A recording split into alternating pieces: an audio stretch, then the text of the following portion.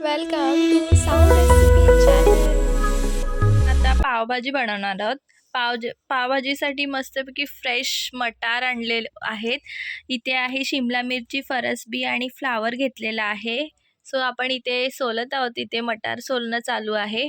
गाईस, आपण ह्या सगळ्या प्रकारच्या भाज्या घेतलेल्या आहे। याच्यामध्ये मी बटाटा पण ॲड केलेला आहे। आता इथे स्वच्छपणे मस्त धुवून घ्यायचं आहे। आपण इथे मस्त स्वच्छ धुवून घेतलेल्या आहेत भाज्या।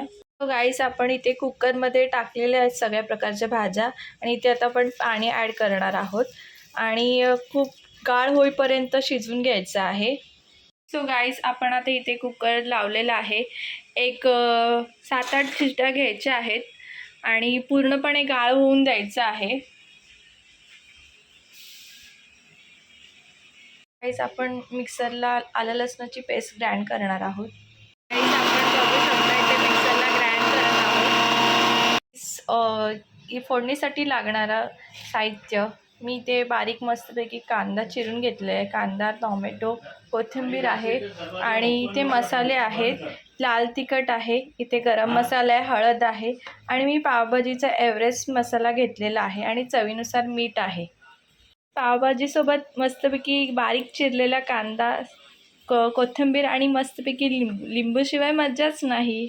सो गाईस, आपला कुकर आता झालेला आहे। आता याला काही 10 मिनटं गार होऊन द्यायचं आहे। गाईस, बघू शकता तुम्ही आपला कुकर गार झालेला आहे आणि आपण आता इथे मॅशरनी मॅश करणार आहोत। पूर्ण गाळ करायचं आहे असं करून।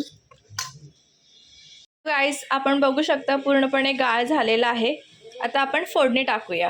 सो गाईस, मी इथे अमूल बटर यूज करणार आहे। पावभाजी म्हटल्यानंतर अमूल बटर खूप टाकलं तरी इतकी यम्मी होते पावभाजी, खूप मस्तच। अमूलचं पण यूज केलं आहे आणि ह्याच्यामध्ये मी ऑइलचं पण यूज केलेलं आहे। तेल आपलं तापलेलं आहे। सो आता याच्यामध्ये आपण मस्तपैकी फोडणी करणार आहोत, फोडणी टाकणार आहोत। सो गाईज, आता आपण फोडणीमध्ये कांदा, टोमॅटो आणि कोथिंबीर टाकणार आहोत आणि परतवायचं आहे। जोपर्यंत मऊ होत नाही कांदा तोपर्यंत परतवत ठेवायचं आहे। असं परतून घ्यायचं आहे पूर्णपणे आणि ब्राऊन होईपर्यंत परतवायचं आहे। थोडं आपण ह्याच्यामध्ये मीठ ॲड करणार आहोत जेणेकरून कांदा आणि टोमॅटो मऊ पटकन होण्याकरता थोडंसं मीठ ॲड करणार आहे मी। सो गाईस, तुम्ही बघू शकता कांदा आणि टोमॅटो जरा मऊसूर झालेला आहे। त्याच्यामध्ये आपण आलं लसणाची पेस्ट टाकणार आहोत जेणेकरून आलं लसणाचं जे कचवटपणा आहे तेलामध्ये जरा परतून ठेवल्यानंतर ते कचवटपणा जो आहे तो निघून जाईल। एक 5 मिनटं असंच ठेवायचं आहे त्याच्यामध्ये। सो गाईज, आपण आता इथे मसाले ॲड करणार आहोत। हळद, लाल तिखट आम्ही घरीच बनवलेलं आहे। तर पावभाजी म्हटल्यानंतर मस्तपैकी झणझणीत होणारच पावभाजी, तरच छान लागते। आणि मी इथे गरम मसाला घरीच बनवलेला आहे, तुम्ही ॲड करणार आहे। आणि ह्याच्यामध्ये मी पावभाजीचा मसाला ॲड करणार आहे, एव्हरेस्टचा यूज केलेला आहे। आता आपण या मसाल्याला सगळं मिक्स करून घेणार आहोत।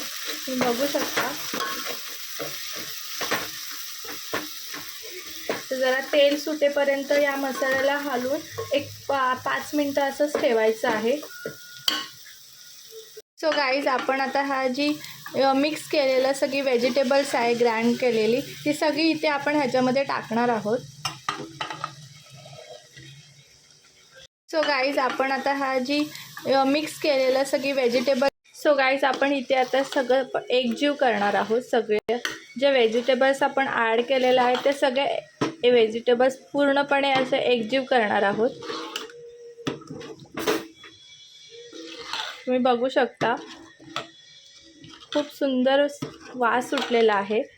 आता हे पूर्ण एकजीव करायचं आहे आणि ह्याच्यामध्ये चवीनुसार आपण आता झाकण लावून एक 5 ते 10 मिनटं ठेवणार आहोत। सो गाईस, तुम्ही बघू शकता मस्त कलर आलेला आहे आणि ह्याला एक 10 मिनटं अजून ठेवायचं आहे। थोडं कन्सिस्टन्सी जरा जाड करायची आहे, त्यामुळे गाईस मी इथे बटर ॲड करणार आहे। मस्तपैकी अमूल बटरचं यूज केलेलं आहे मी याच्यामध्ये. खूप सुंदर अमूल बटर खूप टाकल्यानंतर इतकी टेस्टी होते. आता त्याला झाकण लावायचं आहे परत. सो गाईज आपण इथे बटर टाकणार आहोत आणि पाव मस्तपैकी गरम करणार आहोत. त्याच्यामध्ये मी कोथिंबीर टाकलेली आहे आणि आता आपण इथे पाव मस्तपैकी गरम करायचे आहेत. खूप सारं बटर लावायचं आहे. खूप सुंदर होतं, तुम्ही बघू शकता.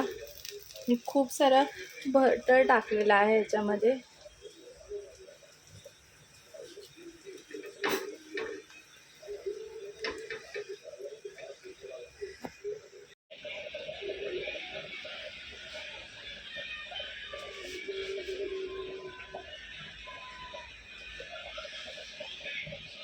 सो गाईस, तुम्ही बघू शकता आपली पावभाजी रेडी आहे. खमंग मस्त सुटलेला आहे.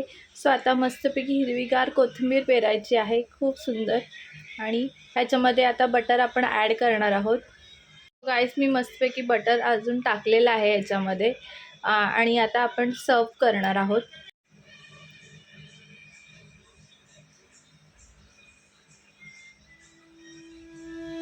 सो गाईस, खूप मस्त झालेली आहे आपली पावभाजी. सो इथे तुम्ही बघू शकता मी इथे चीज मस्तपैकी ॲड केलेला आहे. कशी वाटली रेसिपी?